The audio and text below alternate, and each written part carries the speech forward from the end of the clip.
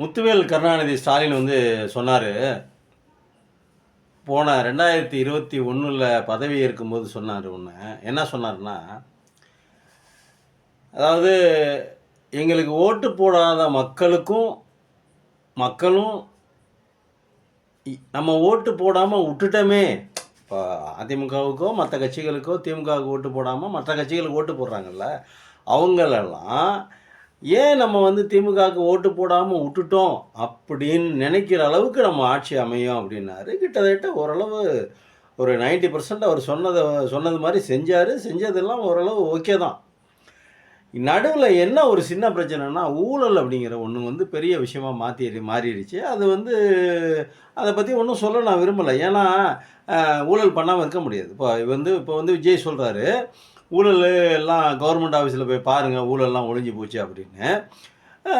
ஆனால் ஊழலை ஒழிக்க முடியாது. அதெல்லாம் சும்மா ஒழிச்ச மாதிரியான ஒரு ஒரு பிம்பம் தெரியுமே தவிர ஊழலெல்லாம் ஒழிக்கவே முடியாது. ஏன்னா ஊழல் காலங்காலமாக இருக்குது. ஒன்றும் இல்லைங்க, நம்ம வீட்டில் ஒரு குழந்தை இருக்குது. அந்த குழந்தைய போய் ஒரு 10 வயசு பாப்பா இருக்குது. அந்த பாப்பாவை போய் நீங்கள் போயிட்டு கடையில் போய்ட்டு ஒரு பால் பாக்கெட் வாங்கிட்டு வாமா அப்படின்னு நம்ம சொன்னோம் அப்படின்னா, அந்த குழந்தை என்ன பண்ணும் அப்படின்னா, எனக்கு ஒரு சாக்லேட்டு அப்படிங்கும். எனக்கு ஒரு சாக்லேட்டு வாங்கி கொடுங்க, அப்போ தான் நான் போவேன். இல்லைனா எனக்கு ஒரு முறுக்கு வாங்கி கொடுங்க, அப்போ தான் போவேன். ஏதோ ஒன்று அந்த பொண்ணுக்கு பிடிச்சது கேட்கணும்னு வச்சுக்கோங்க. அப்போ அதுக்கு பேர் ஊழல் இல்லையா? அது ஊழல் தானே. அப்போ அது லஞ்சம் தானே அது. இப்போ அதே மாதிரி தான் எல்லாமே ஒரு காரியத்தை அதாவது உலகம் பூரா ஊழல் இருக்குங்கிறது வேற. ஆனால் நம்ம நாட்டில் எப்படி இருக்கு அப்படின்னா, ஒரு செயலை, அதாவது உலகத்தில் இருக்கிறவங்கெல்லாம் எப்படின்னா, ஒரு வேலையை எக்ஸ்ட்ரா செஞ்சு கொடுக்கறதுக்கு தான் லஞ்சம் வாங்குவாங்க. ஆனால் இந்தியாவில் மட்டும்தான் எப்படின்னா, அவனுடைய வேலையை, ஒரு அரசு ஊழியர் தன்னுடைய வேலையை செய்யாமல் இருக்கிறதுக்கு லஞ்சம் வாங்குறான். வேலையை செய்யாமல், நீ கரெக்டாக செய்யாத, அதுக்கு தான் லஞ்சத்தை வச்சுக்க அப்படின்னு. அந்த மாதிரி ஊழல் வந்து நம்ம இந்தியாவில் மலிஞ்சு போச்சு. அது வேறு விஷயம்னு வச்சுக்க, அது ஒரு பக்கத்து இருக்கட்டும். நம்ம கர்நாடகாவில் ராகுல் காந்தி போன காங்கிரஸ் கவர்மெண்ட் வரத்துக்கு முன்னாடி என்ன பிரச்சனை பண்ணார்? 40% ஊழல் அப்படின்னாரு. 40%.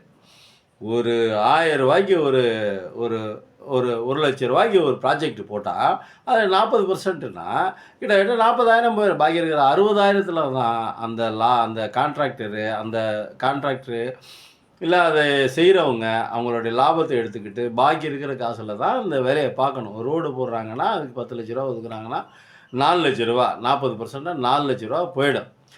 பாக்கி இருக்கிற 6,00,000 தான் ரோடு போடணும். அப்போ அந்த ரோடு எப்படி கிழிச்சிக்கிட்டு இருக்கோம்? அதே மாதிரி தான் எல்லா ஊர்லேயும் எல்லா உலகத்துலேயும் ஊழல் இருக்குது.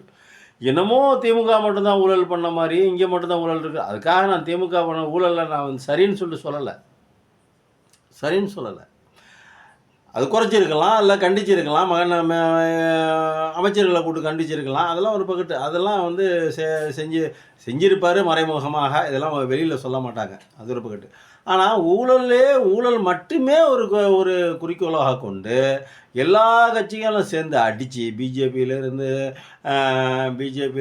அதிமுகலேருந்து தாவேக்கலேருந்து எல்லா கட்சிகளும் சேர்ந்து அடித்து கடைசியில் பார்த்து ஒரு நல்ல தரமான ஒரு அரசியல்வாதியாட்ட கொண்டு போய் நாட்டை கொடுக்கலாம் அப்படின்னு கொடுப்பாங்க அப்படின்னு பார்த்தா, கடைசியில் ஒரு தரம் கெட்ட ஒரு அரசியல்லாம் என்னன்னே புரிதல் இல்லாத ஒருத்தர்கிட்ட கொண்டு போய் நாட்டை கொடுத்து அந்த நாடு இன்றைக்கி சிக்கி செதஞ்சு சின்ன பின்னமாக ஆகிட்டு இருக்குது. அதுதான் உண்மை. நீங்கள் நல்லா யோசிச்சு பாருங்களேன். எனக்கு திமுகவை பிடிக்கும், நான் திமுக அனுதாபிங்கிறதுக்கு நான் சொல்ல வரல. ஒரு சாதாரணமாக நான் ஒரு யூடியூபராகவே இருக்கிறேன்னு வச்சுங்களேன். நீங்கள் நல்லா அந்த மாதிரி கூட நீங்கள் பார்க்கலாம். அந்த மாதிரி கூட நீங்கள் பாருங்கள். நீங்கள் இது எந்த விதத்தில் சரி நியாயம் அப்படிங்கிறது யோசிச்சு பாருங்கள். ஒன்று, ஒரு முதலமைச்சராக இருக்கணும் அப்படின்னா, ஒரு முதலமைச்சர் எப்படி இருக்கணும்? தனக்கு ஓட்டு போட்டவங்களையும் அனுசரித்து, தனக்கு போடாத எல்லா ஜனங்களுக்கும் அவர் தான் சிஎம் அப்படிங்கிறத நினச்சி மனசில் வச்சு, அதுக்கு மேலே நம்ம ஒரு சிஎம், ஒரு நாட்டை ஆள்றோம், 8 கோடி மக்களினுடைய தலையெழுத்தை நம்ம மாற்ற போகிறோம் அப்படிங்கிற பட்சத்தில் ஒரு நிதானம் வேணும், ஒரு பொறுமை இருக்கணும், சொந்த புத்தி இருக்கணும், சொல் புத்தி இருக்கக்கூடாது. சொல் புத்தி தேவைப்படுற இடத்துல, ஆலோசனைகள் தேவைப்படுற இடத்துல ஆலோசனை கேட்கலாம், தப்பு இல்லை. ஆனால் எல்லா ஆலோசனையும் கேட்டு நம்ம தான் முடிவெடுக்கணும். அந்த கெப்பாசிட்டி இருக்கணும். அதுக்கு அரசியல் புரிதல் இருக்கணும். அதுக்கு அரசியல் தெரிஞ்சிருக்கணும். அதுக்கு மக்களுடைய கஷ்டங்களை பற்றி புரிஞ்சிருக்கணும். மக்களுடைய கஷ்டங்களை நேராக பார்த்து தெரிஞ்சிருக்கணும். நம்ம தான் வந்து எலெக்ஷனுக்கே கேம்பெயினுக்கே போகாமல் நம்ம ஜெயிச்சிட்டோம்ல. நான் இவர் ஜெயிச்ச 107 தொகுதி 108 தொகுதியில் எத்தனை தொகுதிக்கு இவர் வந்து கேம்பெயின் போனார்? ஏதோ அதிமுக மேலே இருந்த கோபத்தில் மக்கள் ஓட்டு போட்டாங்க. ஏதோ ஒரு கவர்ச்சியில், சினிமா கவர்ச்சியில் ஓட்டு போட்டாங்க. ஏதோ குட்டி குட்டி அப்படின்னு சொல்லி ஏமாற்றி, மக்களை ஏமாற்றி மேனிப்புலேட் பண்ணி ஓட்டை வாங்கி ஜெயிச்சு வந்துட்டாங்க. இப்போது இன்றைக்கி நாட்டில் நிறைய தாண்டவமானது. மாண்புமிகு முதல்வரே அப்படின்னு சொல்லிட்டு கூப்பிடுறோம். அந்த மாண்புமிகு முதல்வருக்குள்ளான அந்த மாண்பை காப்பாற்ற வேண்டியது ஒரு முதல்வரோட கடமை. அப்படி காப்பாற்றல, அப்படி அந்த மாண்பை காப்பாற்றலைன்னா என்ன நடக்கும்னா, முன்னாடி மாண்புமிகு முதல்வரேன்னு சொல்லி கூப்பிட்டுட்டு பின்னாடி போய் அவன் கிடக்கிறான்டா பிக்காலி போய் அப்படின்னு திட்டுவாங்க திட்ட மாட்டாங்களா? இப்போ அந்த நிலைமையில தான் இப்போ விஜயனுடைய அரசு இருக்குது. நீங்கள் ஜெயிச்சு ஆட்சிக்கு வந்தார், ரைட்டு, மைனாரிட்டி கவர்மெண்ட்டு. அந்த மைனாரிட்டி கவர்மெண்ட்டில் இருந்தாலும் சரி, இன்றைக்கி வந்து ஜனாதிபதி ஆட்சி வந்துடக்கூடாது அப்படின்னு ஏதோ ஆதரவு கொடுத்து இன்றைக்கி தூக்கி நிப்பாட்டியிருக்காங்க. கவர்மெண்ட் நடக்குது.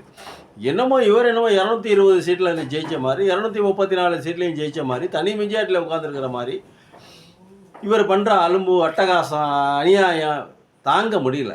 அதாவது ஒரு மைனாரிட்டி கவர்மெண்ட் எப்படி நடந்துக்கணும், யாரை அனுசரிச்சிக்கணும், ஒரு சட்டசபை நடக்குதுன்னா அந்த சட்டசபையில் என்ன பேசணும், எப்படி பேசணும், எதிர்கட்சிகளையும் தன்னுள் ஆக்கி கொண்டு, அதாவது இவர் சொல்லியிருப்பார், யார், பேரறிஞர் சொல்லியிருப்பார், மாற்றான் தோட்டத்து மல்லிகைக்கும் மனம் உண்டு அப்படின்னு சொல்லியிருப்பார். அப்போ மாற்றான் தோட்டத்துக்கு மல்லிகைக்கும் மனம் உண்டு அப்படின்னா எதிராளியாக இருந்தாலும் அவன் ஒரு சக மனிதனாக நம்ம பார்த்து அனுசரித்து நடக்கணும் அப்படின்னு. இதெல்லாம் இல்லை. வெறுப்பு பேச்சு, வன்மம், யாரையாவது தூண்டி விட்டு பேசுகிறது. சிடி நிர்மல்குமார்னு ஒருத்தர் இருக்கார். அவர் வந்து பேசுகிற பேச்சுக்கு அளவே இல்லை, அநியாயம், அட்டகாசம் பண்ணுறார். அவர் பேசுகிற பேச்சுக்கு அவர் மினிஸ்டராக இல்லாமல் ஒரு எம்எல்ஏவாகவோ ஒரு சாதாரண ஆளாகவோ டிவிக்கோட அனுதாபியாகவோ இருந்திருந்தால் அவரை கிழித்து தொங்க விட்டுருப்பாங்க. அவ்வளோ பேசியிருக்கார் சிடி நிர்மல்குமார். இவங்க கட்சியில் இப்போ திரிசாவை பேசிட்டாங்க அப்படின்னு சொல்லிவிட்டு வழக்கு போடுற அந்த கவர்மெண்ட்டு இதுக்கு முன்னாடி ஒரு பொண்ணு ஒன்று பேசுனாங்க, ஸ்டாலின். என்ன பேசுனாங்க? ஸ்டாலின்னா மயிருண்ணா, அவரெல்லாம் ஒன்றுமே இல்லைண்ணா, மயிருண்ணா அப்படின்னு சொன்னிச்சு. அந்த பொண்ணை கூப்பிட்டு கண்டிச்சிருக்கீங்களா இது வரைக்கும்? அந்த பொண்ணை கூப்பிட்டு ஒரு முன்னாள் முதலமைச்சரை இப்படிலாம் சொல்லக்கூடாதுமா அப்படின்னு சொல்லிட்டு கண்டிச்சிங்களா? மாண்புமிகு முதல்வரேன்னு உங்களை எப்படிங்க கூப்பிடுறது? நீங்கள் இது வரைக்கும் கரெக்டாக செஞ்சுருக்கீங்க. உங்களுடைய தேர்தல் அறிக்கையில் சொன்னது ஒன்று கூட செய்யலை. சரி, பரவாயில்ல. இப்போ நீங்கள் கற்றுக்கிற பீரியடு, ஃபஸ்ட் டைம் வந்திருக்கீங்க, கற்றுக்கிட்டு வரணும். 8 கோடி மக்களை தலையெழுத்தை நிர்ணயிக்கக்கூடிய 8 கோடி மக்களுடைய தலையெழுத்தை நிர்ணயிக்கக்கூடிய நீங்கள் வந்து கற்றுக்கிட்டு வந்திருக்கணும். கற்றுக்கிட்டு வரலை, நேராக வந்துட்டீங்க. ரைட்டு. வந்ததுக்கப்புறமாவது எல்லாத்தையும் அனுசரித்து வச்சு இழுத்து பிடிச்சி கற்றுக்கணுமா இல்லையா? அதை விட்டுவிட்டு வாய்க்கு வந்தபடி பேசுகிறது, எனக்கு நல்லா வருது, அப்புறம் வாயில் நல்லா வருது அப்படிங்கிறது, அப்புறம் வந்து இப்படி செய்ய கட்டுறது, அதுக்கப்புறம் வந்து பார்த்திங்கனாக்கா இன்னும் என்னென்னமோ டேஷு கீஷு என்னென்னமோ சொல்லி தலையெழுத்து ஒரு முதல்வர் இப்படி பேசுகிறாரு அப்படின்னு சொல்லிட்டு. ஒன்றும் இல்லைங்க, நீங்கள் மு.க. ஸ்டாலின் வந்து இப்போ தேர்தலில் தோத்துட்டார், சரிங்களா? திமுக தலைவர் தேர்தலில் தோத்துட்டார். இன்றைக்கி வீட்டில் இருக்கார். ஒன்றும் இல்லைங்க, நாளைக்கு அவர் வெள்ளை வேட்டி வெள்ளை சட்டை போட்டுக்கிட்டாடி வெளியே வந்தாருன்னா அவர் கையெடுத்து கும்பிட தோணும். ஏன்னா அவர் அந்த பொசிஷனுக்கு, அந்த சீட்டுக்கு அவர் தான் லாய்க்கு. கரெக்டாக அவர் சிஎம்னா அவர் தான் சிஎம். இப்படி தான் இருக்கணும் சிஎம்னா, ஒரு ஆக்டிவேஷனாக. எல்லாத்துக்கும் நீ எந்த கேள்வி வேணாலும் கேள, பதில் சொல்கிறதுக்கு எந்த கேள்வி வேணாலும் பதில் சொல்லு. என்னையாவது பத்திரிகையில் இக்னோர் பண்ணியிருக்காரா? இன்னொன்று தெரியுமா உங்களுக்கு? ஒரு அம்மாவை பிடிச்சி தள்ளி விடுற மாதிரி ஒரு காணொலியை இதில் எடுத்து போட்டாங்க. என்னைக்காவது மு.க. ஸ்டாலின் அந்த மாதிரி தள்ளி விடுவாரா? ஒரு லேடியை, ஒரு வயசான அம்மாவை இப்படி இடது கையில் பிடிச்சி தள்ளி விடுறாரு. இதெல்லாம் ஏஐ வீடியோ தானே? இந்த மாதிரிலாம் போட்டு பரப்பி திமுகவோட பேரை கெடுத்து இந்த மாதிரி இது மாதிரி ஒரு இக்கட்டான சூழ்நிலைக்கு நீங்கள் நாட்டை கொண்டாந்து வச்சுருக்கீங்க. எதை பற்றியாவது பேசியிருக்கீங்களா இது வரைக்கும்? எதையாவது ஒன்றை பற்றியாவது பேசுகிறேன். திரிசா பற்றி பேசணுன்னு மட்டும் கோபம் வருது.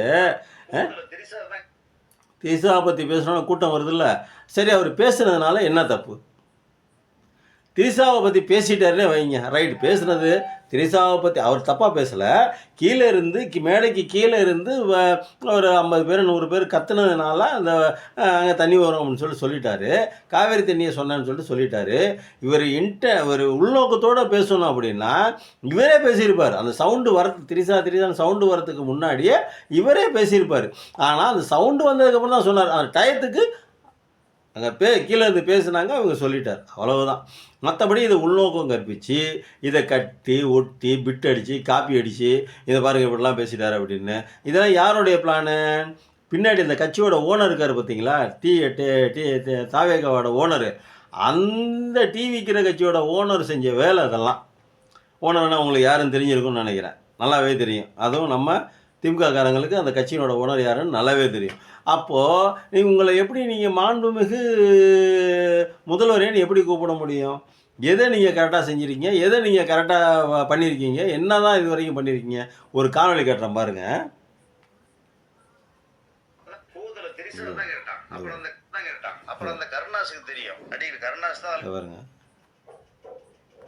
பூதல திரிஷா தான் கேட்டான். அப்புறம் அந்த கருணாஸுக்கு தெரியும், நடிகர் கருணாஸ் தான் அதில் ஏற்பாடு பண்ணார். பாவம், நான் 2 முறை திரிஷா எல்லா நடிகையும் அதனால தான் ஏற்பாடு பண்ண. ஆறாறு வேணும்னு கேட்டவங்களுக்கு எல்லா நடிகையும் இருந்தாங்க. அதெல்லாம் வந்து சொல்ல முடியாதுல, நிறைய இருக்குது. அவனுக்கு தேவையானதை பூர்த்தி பண்ணாங்க. பாவம், கணக்கு வழக்குலாம் கிடையாது எதுவுமே. ஆனால் எங்கள் அண்ணன் வெங்கடாஜல வந்து திரிஷா கேட்டார். பாவம், எனக்கு சின்ன பிள்ளையதான் வேணும்னு ஒட்டாரம் பிடிச்சாரு. ஏங்க அப்படின்னு நான் கேட்டேன். ஆனால் பேசாருன்னா வாழ்க்கையில் இது ஒன்று தான் அனுபவிக்கிறான். அவளுக்கு 25 லட்சம் கொடுத்து கொடுத்துருந்தாங்க. திரிஷா நானா கிட்ட நான் தான் போந்து வந்துட்டு பண்ணாங்க. எங்களுக்கு என்ன வேலை, அங்கே உள்ளே வைக்கிறாங்க. ஏதோ 2 சோறு போட்டால் கறி திரும்ப வேண்டாம், என்ன ஆதாரங்குது? ஒரு பொம்பளைகிட்ட போகிறத வந்து நான் பார்த்துட்டே பார்த்தீங்களா? மாண்புமிகு சிஎம் அவர்களே, உங்களை மாண்புமிகுன்னு கூப்பிட்றதா இல்லை வேறு எப்படி கூப்பிட்றது அப்படிங்கிறத நீங்கள் தான் முடிவு பண்ணணும். ஏன்னா ஏற்கனவே நான் தவறாக சொல்லலை, நான் வந்து ஒரு பெரியாரிஸ்ட்டு. பெண்களை வந்து கொச்சைப்படுத்தி பேசுகிற பழக்கம் திமுககாரங்கள்ட்ட இருக்காது. வாய் தவறி ஏதாவது துடுக்கா ஏதாவது வந்திருந்தால் தான் நான் தெளிவாக தான் யோசித்து பேசுகிறேன். இந்த வீடியோவுக்கு நீங்கள் என்ன ஆன்சர் பண்ணுவீங்க? நீங்கள் ஒன்றும் இல்லைங்க, இந்த வீடியோவுக்கு நீங்கள் என்ன ஆன்சர் பண்ணுவீங்க? நீங்கள் உங்கள் கட்சிக்காரங்க எவ்வளவு கொச்சையாக பேசியிருக்காங்க, எவ்வளவு புண்படுத்துகிற மாதிரி எப்படியெல்லாம் பேசியிருக்காங்க. நம்ம பிஜேபி தலைவர் இருக்கார்ல, அவர் பேர் என்ன, நயினார், அவர் என்ன சொன்னார் இந்த நடிகையை பற்றி? அண்ணாமலை பேசியிருக்காரு, இடுப்பு கிள்றீங்க அப்படின்னு. இதுக்கெல்லாம் எந்த ரியாக்ஷனும் இல்லை. ஆனால் உதயநிதியை மட்டும் தூக்கி கொண்டு போய் உள்ளார உட்கார வைக்கணும். இதான உங்களோட இன்டென்ஷனு? ஒன்றும் இல்லைங்க, நீங்கள் என்ன யோசனை செய்கிறீங்கன்னு தெரில. பழி வாங்கிறதுக்கு நீங்கள் அரசினுடைய என்ஜினை பயன்படுத்துகிறீங்க, அரசினுடைய அமைப்பை பயன்படுத்துகிறீங்க. பிஜேபி என்ன பண்ணுது அப்படின்னா, இடி, இன்கம் டேக்ஸு, அது நேஷ்னல் இன்வெஸ்டிகேஷனு, சிபிஐ, இதெல்லாம் கையில் வச்சுக்கிட்டு ஆவாதவன் போவாதவன் நமக்கு எவனெல்லாம் பிடிக்கலையோ அவன் மேலெல்லாம் புகார் கொடுத்து அவங்க மேலே பொய்யான கேஸை போட்டு தூக்கிட்டு வந்து உட்கார வச்சு கிட்டத்தட்ட 100 கேஸு போட்டிருக்காங்கன்னா 4 கேஸில் கூட அவங்களால வாதாடி ஜெயிக்க முடியல. ஈடியால் அசிங்கப்பட்டு அவமானப்பட்டு நிற்கிறாங்க. இப்போ நீங்களும் இப்போ அசிங்கப்பட்டு அவமானப்பட்டு அதே மாதிரி தான் நிற்கிறீங்க. திரிஷாவை பற்றி பேசிட்டாருன்னு சொல்லி கேஸு போடலாமா? முதல்ல திரிஷாவோட ஃப்ளாஷ்பேக் என்ன, அவங்க வந்து அவங்களுடைய முன்னாடி நடந்த நிகழ்வுகள் என்ன, இதெல்லாம் தெரிஞ்சுக்கிட்டு, நீங்களும் சினிப்பில் தான் இருக்கீங்க, அவங்க கூட தான் இருக்கீங்க, இதெல்லாம் தெரிஞ்சுக்கிட்டு நீங்கள் அதுக்காக போய் ஒரு கேஸு போட்டால் அந்த கேஸு நிற்காது அப்படின்னு தெரிய வேணாமா? இப்போ நான் காட்டின காணொலியை ஒரு ஜட்ஜி பார்த்தாருன்னு வச்சு, இந்த கேஸை விசாரிக்கிற ஜட்ஜி பார்த்தா என்ன சொல்லுவார்? யோ இதெல்லாம் ஒரு கேஸுன்னு தூக்கிட்டு போங்க கரும அளவு, இதெல்லாம் ஒரு பாயாடு அப்படின்னு சொல்ல மாட்டாராம். என்னங்க மாண்புமிகு முதல்வர், எப்படிங்க உங்களெல்லாம் மாண்புமிகு முதல்வரேன்னு கூப்பிட முடியும்? மாண்புமிகு முதல்வரேன்னு எப்படி கூப்பிட முடியும் உங்களை? அந்த அம்மாவை பற்றி தப்பாக பேசிட்டார். தப்பாக பேசுறது தப்பாக பேசணும்னு நான் சொல்ல வரல, நல்லா புரிஞ்சுக்கணும். பேசுனதுனால அப்படியே தப்பாக அவர் உதயநிதி தப்பாக பேசலை, அப்படியே அவர் பேசியிருந்தாலும் என்ன தப்பு? அதுக்கு யார் காரணம்? அதுக்கு நீங்கள் தானே காரணம். உங்களுக்கு மனைவி குழந்தைங்க இருக்காங்க, வீட்டில் இருக்காங்க, ரைட்டு, சண்டை இருக்கலாம், சச்சரவுகள்லாம், குடும்பத்தில் வம்பு தும்பு இருக்கலாம், பிரிஞ்சு வரலாம், அது வேறு விஷயம். இந்த கேஸுன்னு வந்ததுக்கப்புறமா அதுக்கப்புறம் நீங்கள் என்ன பண்ணீங்க? அந்த கல்யாணத்துக்கு பட்டு வேட்டி பட்டு பட்டு பட்டு பட்டு வேட்டி பட்டு சட்டை சகிதமா ஒரு கல்யாணத்துக்கு அந்த அம்மாவோட போனீங்களா இல்லையா? அப்போ போகலாமா? அப்போ தப்பாக பேச மாட்டாங்களா? இவங்க பொண்டாட்டி 2 பிள்ளைங்களையும் கூட்டு போயிருக்கணுங்க கல்யாணத்துக்கு. அதை விட்டுட்டு இந்த அம்மாவோட அது உங்கள் சௌகரியம், உங்கள் சொந்த விஷயம், அது வேறு விஷயம். ஆனால் நீங்கள் வந்து நடிகனாக இருக்கிற வரைக்கும் அது சொந்த விஷயம், அது வேறு. நீங்கள் அரசியல்னு வந்து மக்களை 8 கோடி மக்களினுடைய தலையெழுத்து நிர்ணயிக்கிற மாதிரியான ஒரு சூழ்நிலை வரும்போது, நீங்கள் வந்து எப்படி வாழணும்? மற்றவர்களுக்கு முன்னுதாரணமாக வாழணும். இப்போ நீங்கள் வந்ததிலிருந்து பெண்களினுடைய ஆபாச பேச்சுக்கள், உங்கள் கட்சியினுடைய பெண்களினுடைய ஆபாச பேச்சுக்கள், ஆபாச செயல்கள், இதெல்லாம் நீங்கள் பாருங்கள். நாங்கள் காசு இருக்குது அப்படின்னு சொன்னதெல்லாம் உங்களுக்கு தெரியும்ல? கூப்பிட்டு கண்டிச்சிருக்கீங்களா? ஆனால் அந்த பொண்ணு மன்னிப்பு கேட்டாங்கன்னு சொன்னாங்க. அது நமக்கு தெரியாது. ஆனால் கூப்பிட்டு கண்டிச்சிருக்கீங்களா இது வரைக்கும்? உதயநிதியை தலையிலே வெட்டும். நான் யாருன்னா உதயநிதி? ஸ்டாலின். உதயநிதியை மண்டையிலே நடு மண்டையில வெட்டோம்னு சொல்லிட்டு சொன்னாப்லையே ஒரு பையன். அந்த பையனை கூப்பிட்டு கண்டிச்சிருக்கீங்களா? இல்லை. கஞ்சா நுணுக்குனார் அவர் கூட, இது பவுட்ரு நுணுக்குனார் அவரை போய் கண்டிச்சிங்களா? கிரவுண்டில் உட்காந்துக்கிட்டு அவரை அது பழைய வீடியோன்னு வச்சுக்கோங்க, அது வேறு விஷயம். அதில் எனக்கு கூட உடன்பாடு இல்லை. ஆனாலும் அந்த இதுக்கு காரணமான அந்த மாதிரி இந்த மாதிரி ஒரு பழசுங்க, இது முடிஞ்சு போச்சு கதை, முடிஞ்சு போன கதை. இனிமேலாம் புதுசாக எதுவும் இந்த மாதிரிலாம் பண்ணிடாதீங்க, இந்த மாதிரிலாம் தவறான வேலைகள் செய்கிறாதீங்க. இப்போ நீங்கள் எந்த ஸ்பாட்டுக்கு போகிறீங்களோ அங்கே போகிறதுக்கு முன்னாடியே நல்லா பவுடர் ஆக்கி கொண்டு போயிருங்க அப்படின்னாவது கூப்பிட்டு கண்டிச்சிருக்கணுங்களா? அதை செய்யலை. இது வரைக்கும் எம்எல்ஏக்கள், எம்பிக்கள், உங்களுடைய எம்எல்ஏக்கள் செய்த குற்றங்களுக்கு இது வரைக்கும் ஒரு எம்எல்ஏ கூட நீங்கள் கண்டுக்கவும் இல்லை, கூப்பிட்டு கண்டிக்கவும் இல்லை, அதுக்கு தண்டிக்கவும் இல்லை. கண்டுக்கலை, கூப்பிட்டு கண்டிக்கலை, தண்டிக்கவும் இல்லை. அப்போ என்ன அர்த்தம் அப்படின்னா, நீங்கள் பயப்படுறீங்க, எம்எல்ஏக்களுக்கு பயப்படுறீங்க. எங்கடா ஏற்கனவே நம்ம வந்து தொங்கு சட்டசபையில் இருக்கிறோம், மேற்கொண்டு அவங்கள கூப்பிட்டு கண்டித்தோம்னா அவங்க எதிர்த்தரப்பில் எங்கிட்ட போய் சேர்ந்துட்டாங்கன்னா 4 கோடி 2 கோடி 5 கோடி பணத்தை வாங்கிட்டு போய் சேர்ந்துட்டாங்கன்னா என்ன பண்ணுறது அப்படின்னு நீங்கள் கண்டுக்க மாட்டேங்கிறீங்க. அவங்க சௌகரியத்துக்கு விட்டுருவீங்க. அப்படி தான் இருக்குது லட்சணம். நீங்கள் அந்த உள்நோக்கத்தோடு இருக்கீங்களா? இல்லை வேறு உள்நோக்கத்தில் கண்டுக்காமல் இருக்கீங்களா? இல்லை நீங்கள் இது என்ன வேணால் பண்ணுங்கப்பா, என்ன வேணால் பண்ணுங்கள், கவர்மெண்ட்டு நம்மளுது, நான் தான் சிஎம்மு, நீங்கள் என்ன வேணால் பண்ணுங்கள், யாரும் உங்களுக்கு கேள்வி கேட்க மாட்டாங்க, எதாக இருந்தாலும் நான் பார்த்துக்கிறேன், என் மூஞ்சியை காமிச்சா போதும், ஓட்டு விழுந்துடும், ஒன்றும் பிரச்சனை இல்லை, திருப்பி நீ அதே தொகுதியில் என்ன கூட ஜெயிக்கலாம், இல்லை பக்கத்தில் தொகுதியில் என்ன கூட என்ன ஜெயிக்கலாம், நீ எவ்வளோ வேணாலும் பண்ணு அப்படின்னு சொல்லிட்டு கொம்பு செய்ய விட்றீங்களா? தவறு அப்படின்னு சொல்லி தெரியும் போதே கூப்பிட்டீங்க வா என்ன அப்படின்னு சொல்லிட்டு நீங்கள் கண்டிச்சாதான் அது வந்து அடுத்த தடவை பண்ண மாட்டாங்க, அடுத்த ஆட்களும் பண்ண மாட்டாங்க. ஒருத்தரை கண்டிக்கலைன்னா அவரையே நம்ம தலைவர் கண்டுக்கலை, நம்ம செஞ்சால் என்ன அப்படிங்கிற மாதிரி. அதுக்கு முதல்ல என்ன பண்ணணும்? நீங்கள் முதல்ல ஒழுக்கமானவராக இருக்கணும். நீங்கள் முதல்ல கரெக்டான ஆளாக இருந்து அதுக்கப்புறம் கூப்பிட்டு கண்டிக்கணும். நம்மளே கரெக்டாக இல்லையா, நம்ம எப்படி கூப்பிட்டு கண்டிக்கிறது?